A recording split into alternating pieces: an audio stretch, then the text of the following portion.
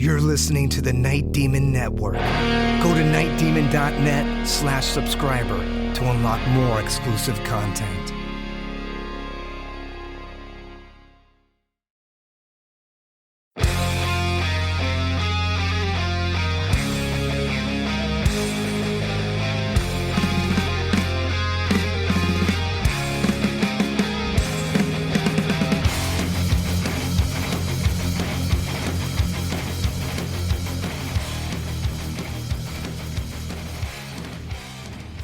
Hello and welcome to the Night Demon Heavy Metal Podcast.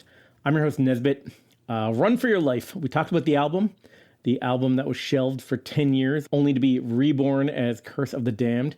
Now on the 10th anniversary of Curse of the Damned, we're going to get into the song Run for Your Life. Now we covered this song in depth in episodes 31 and 32, way back in February of 2021, which was a good few years ago. I can't believe how long this podcast's been going on for. Anyway, we're not going to rehash any of that. But this song, it's sort of overlooked in the live set, and now it's being played as part of the Curse at 10 set list. So it's finally getting the attention it deserves in the live set. This is Run for Your Life.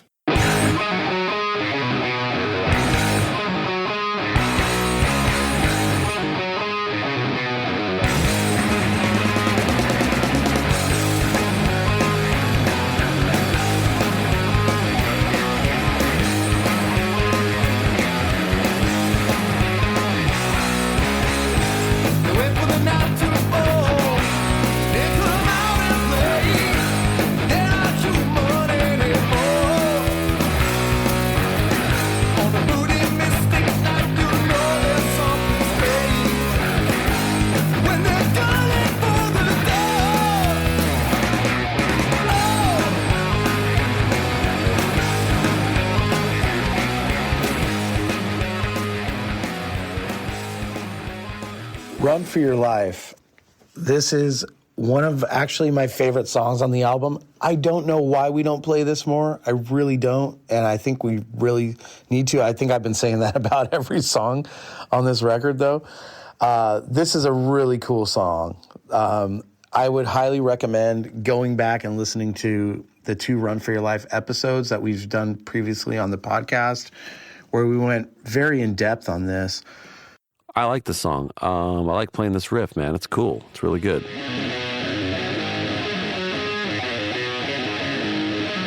I like the guitar part and the chuggy kind of ding-a-ding-a-ding-a-ding.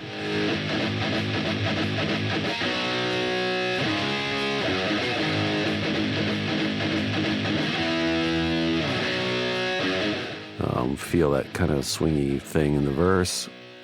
Although it's more straightforward, but it does still have a little bit of a swing to it. So, the vibe of the song, it's very kind of rock and roll, but also, to me, it's like a new wave of British heavy metal song meets like Thin Lizzy, you know, and that's kind of like what we were going for. And again, it's just like vocally, I really am proud of the song, and obviously the topic means a lot to us. But my overall opinion of the song is just, I really do enjoy it.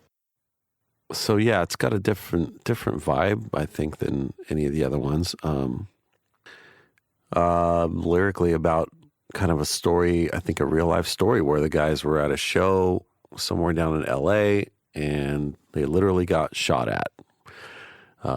Some kind of drive-by random shooting. I don't know if anybody was being targeted exactly, but yeah, basically Run for Your Life, shots ring out, and the guys got away pretty luckily on that one. I'm sure Jarvis will elaborate on that story.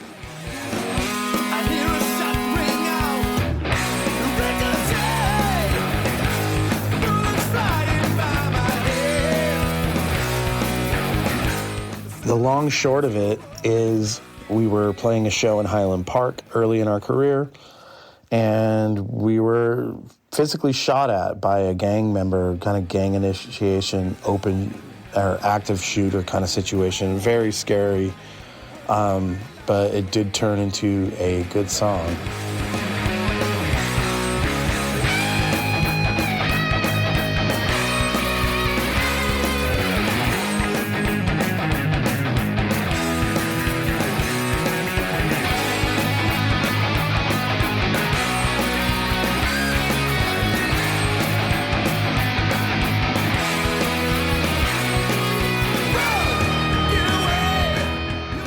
Just to touch on this, a brief rundown of the story behind the song. So if you haven't listened to those episodes yet, but basically we were in Highland Park, which is like a suburb of LA, and played at a VFW hall. And after we played, we were one of the opening bands. It was like a 6-band bill, something like that, at least 6 bands, punk rock show. We were outside, and somebody decided to come in at night and open fire, and there really wasn't anywhere out of this place. So a lot of events ensued. We were very lucky to not get shot, and nobody died. So that in itself is just, I'm very grateful for. But yeah, I highly recommend, definitely check out those episodes, because we get deep into it, and it's actually a really, as scary as it is, it's actually it's a very fun listen.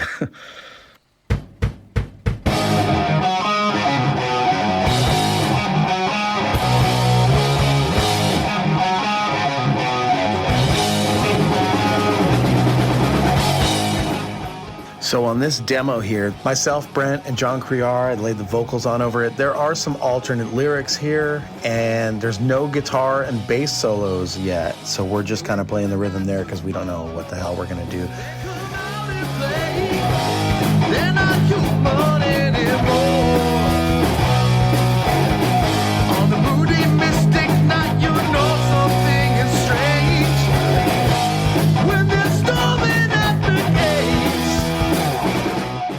In the final version, we do this cool trade-off between guitar and bass solos. Pretty cool.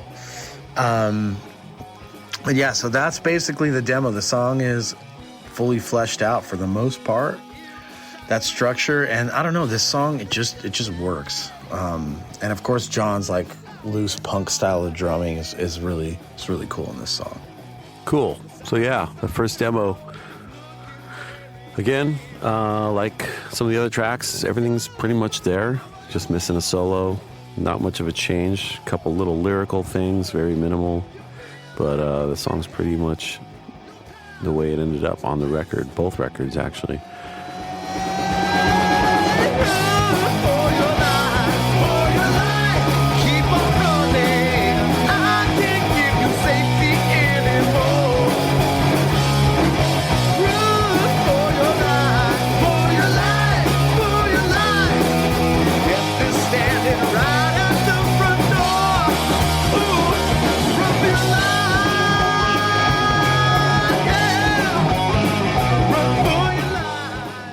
Yeah, I'm pretty sure this is John C. on the drums. Jarvis and Brett, of course. Yeah, we recorded this at the Satellite Studios at the time. Pre-Captain's Quarters vibes. And yeah, it was just, first song of the record, so we put a lot of effort into, really polishing everything up and getting everything right. It's funny, there's a little contention with that little thing, that little part in between the chorus and the second verse, this like guitar bass harmony thing.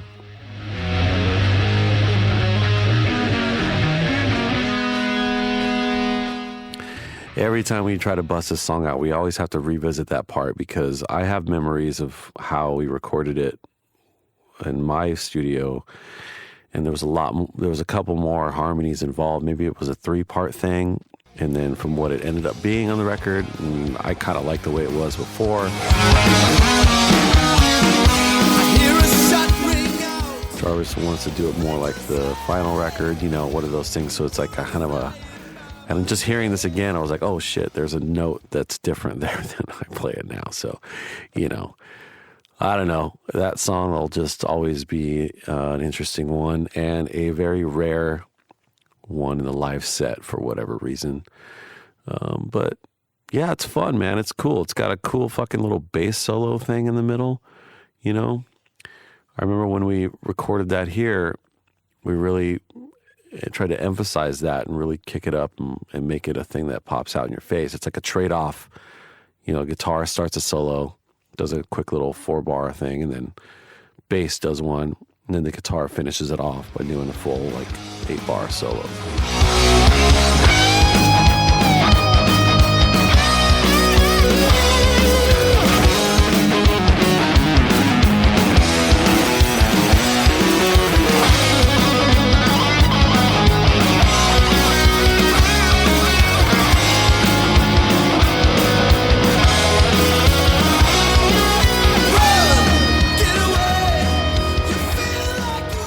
A little back and forth, kind of like a blues thing, jazz thing called trading fours. You know, they call it that, where every guy, you know, plays 4 bars of a solo, then the next guy, then back and forth kind of thing, and then somebody usually finishes it off with a longer solo.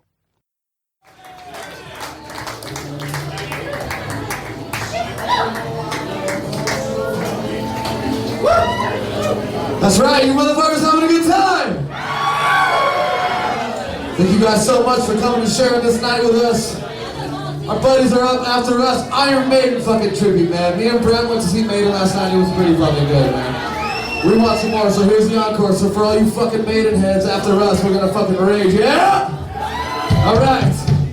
We played a show in Highland Park. Some fucking homeboy came and opened fire and almost shot me in the fucking head. True story. This song's about it. This is Run for Your Life!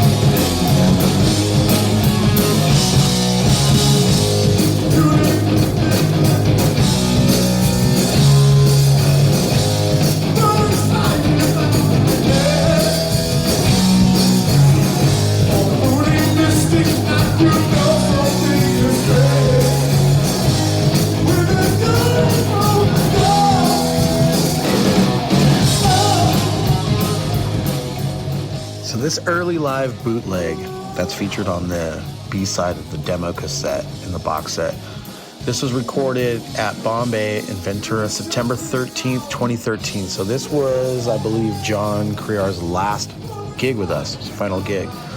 Myself, Brent, and John on stage here. Our buddy Don Price recorded this. Don Price is an amazing dude. He shows up at our gigs with he shows up and he says, hey, and we're like, great to see you, Don. And then, you know, the next day we usually get a CD of the recording of the show. So he's our resident bootleg historian. You know, he's recorded a lot of Night Demon shows. I'm sure there's more to come. So we appreciate him, because without him we wouldn't have captured this moment. We did not have the foresight back then to be recording our shows. We didn't have the budget or anything like that. It's hard to imagine now, because we're always doing that. There's not a show that we play that we don't try and multi-track record. But yeah, you could you can hear that I don't quite know the lyrics yet. My vocal performance is pretty poor.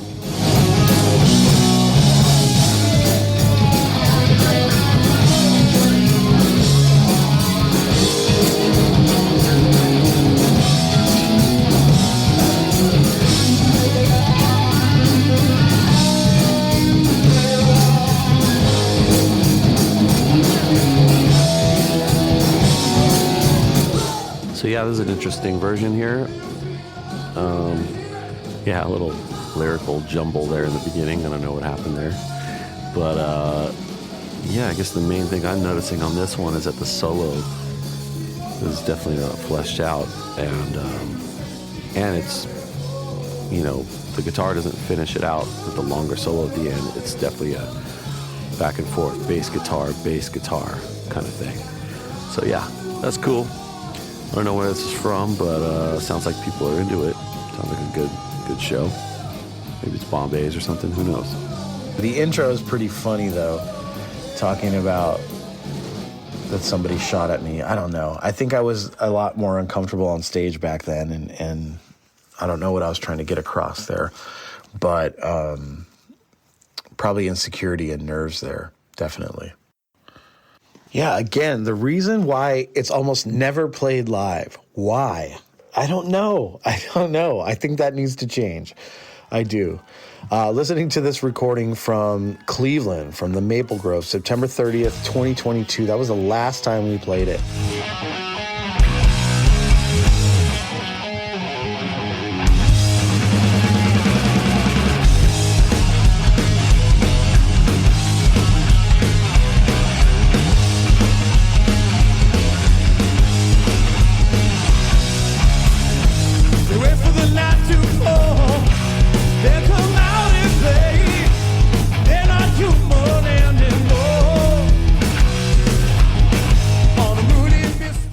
Yeah, it sounds pretty good. We actually did a pretty good job on this song. I think, it does come off well when we play it live. I think sometimes we're just self-conscious about, I don't know, not playing or playing a song that's not a rager. Is this not a good live song? We've got all these up-tempo songs. But everybody needs a break, including the audience. So bringing this back is something that is definitely, we have to address that. So yeah, cool version from the Maple Grove back in 2022. We probably played it there because, fan favorite, Cleveland, those guys want to hear everything. So, yeah, we give them what they like. Pretty much right on, man. It's a good version. I use a little bit of a wah-wah pedal in the solo, back half of the solo, which, I do from time to time, depending on how I'm feeling. That's my kind of Kirk Hammett, just, do what I feel, man. That's my set. That's my time to do that, I guess. But it's cool. It works either way. So, it's just a little flavor there. So.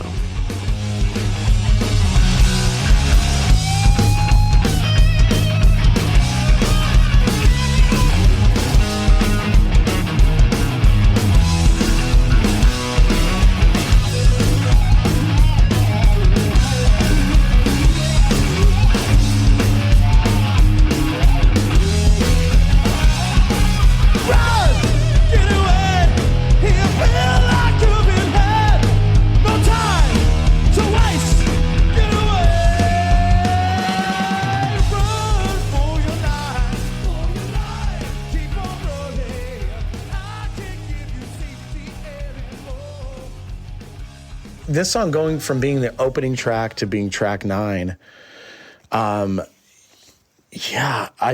think that it was the title track of the album, and that's why it was like, let's put it at the beginning, just right into it. But as things evolved and we did re-record the album, we just decided let's, again, backload the album and put some really good songs near the end and take the listener on that journey. So yeah, it originally started out as the opening track to that first version of this album, the Run for Your Life album. I just don't know where that kind of got shelved, But now it went from being track 1 to track number 9 and almost never played live. What can I say? Poor song gets neglected. But again, here we are doing the 10th anniversary, and we've probably played it more in the last month than we have in the last 6 or 7 years. So go figure. I think the song will finally get some attention on the Curse Tour because it's going to be played live. Although, we have done the song quite a bit back in the day. It's been a long time. And I hope that really that call and response, the for your life in the choruses, that the audience is singing those parts loudly, because that makes it a great live song just in general, right? In itself, just for that reason. Run for Your Life is the second of 2 songs that I had to learn for the Curse of the Damned shows, and that's because we never played it before together. I never learned it, and I almost forgot it existed, to be honest with you. When I heard it, I was like, man, I don't really remember this song because it had been such a long time since I've heard it. And all I heard was a good song. I really like this one, actually. And I don't see any reason to not put it in the set more often because I think it's a pretty rocking song. It's got a good feel, it's up-tempo, and I enjoy playing it personally. And it's another one that I can get these one-handed cymbal grabs in, which is always a plus for me as a drummer. And yeah, I just find this one to be a blast to play, really. So I would like to see this one busted out more, and I'm interested to see how the crowd reaction is when we play it.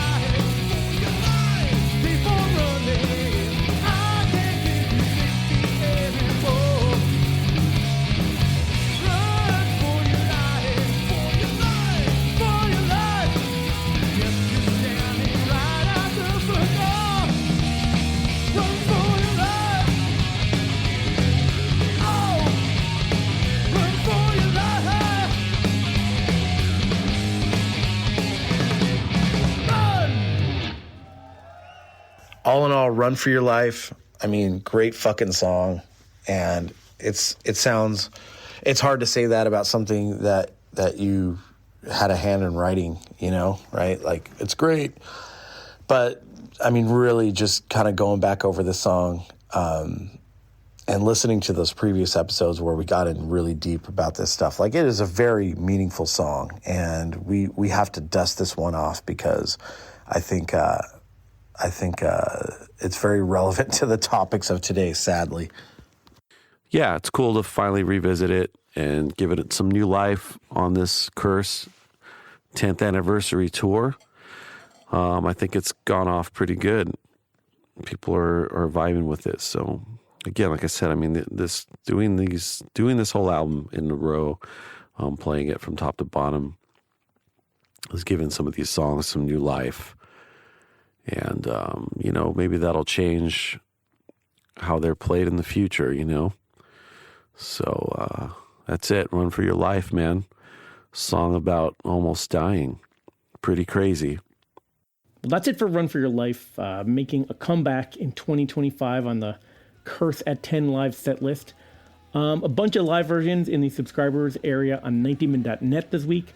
A little bit shorter of an episode this week. I didn't really want to repeat and rehash what we went into in depth on those past episodes. I just kind of decided to focus more on the live return of the song and just kind of celebrate what an underrated song this is. So again, episodes 31 and 32 if you want a really deep dive into everything with this song.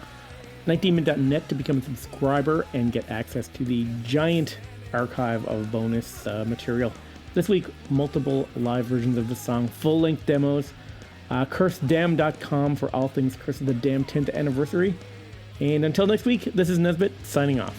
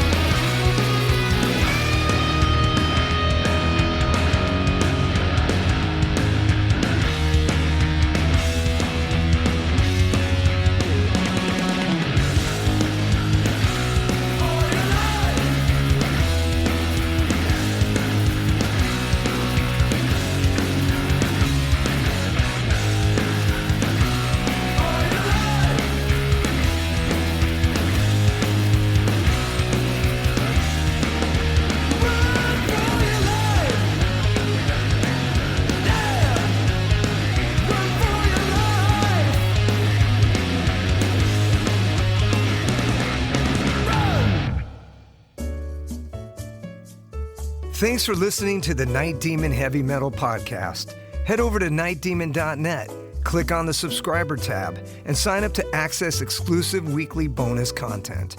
If you would like to donate to support the Night Demon Heavy Metal Podcast, you can do so through PayPal at paypal.me/nightdemonmetal. Additionally, if you have not already done so, please subscribe, like, rate, and review the show on iTunes or wherever you listen to podcasts.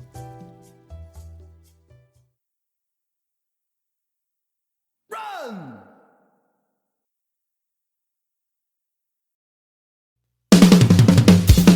All hail, Night Demon Heavy Metal Podcast listeners.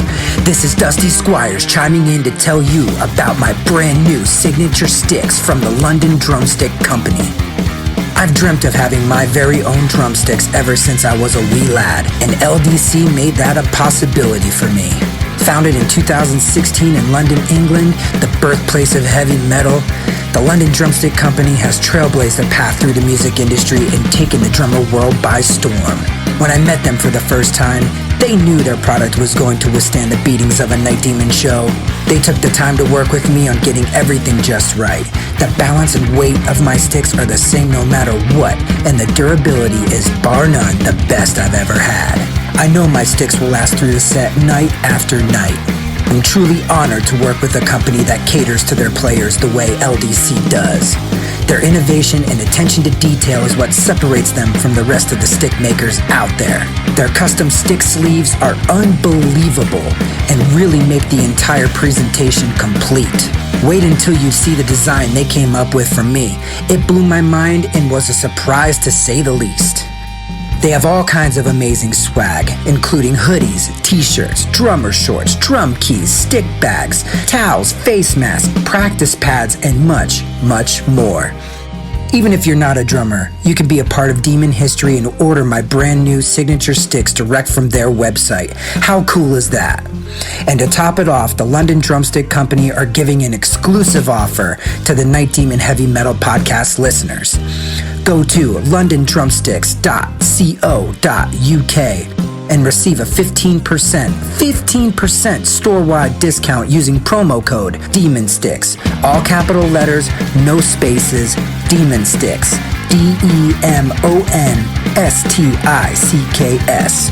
I can't thank everyone there enough for the opportunity to be a part of their family and for them trusting me with their amazing products. See you metal maniacs on the road very soon. And yes, the wood chips will be flying.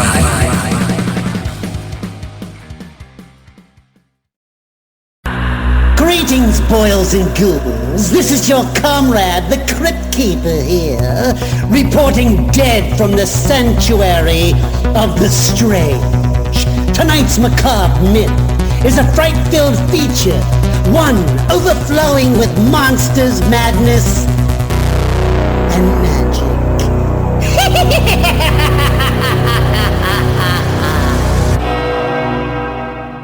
Visit our website at monstersmadnessandmagic.com to stay up to date on all the dark dealings within the sanctuary of the strange. Enjoy the show.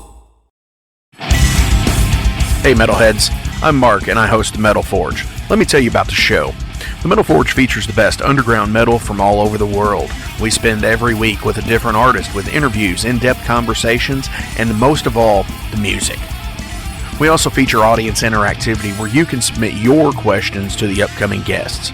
New episodes are out every Friday at noon Eastern Time at metalforgeradio.com or wherever you listen to your podcasts.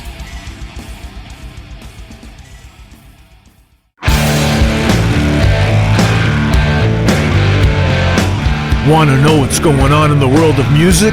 Then tune in to the Nothing Shocking podcast, a non-genre based, all-ages friendly rock and roll program. Join us weekly for interviews with all your favorite rock stars from the mainstream to the underground. You can find us at nothingshocking.libsyn.com or anywhere you download podcasts.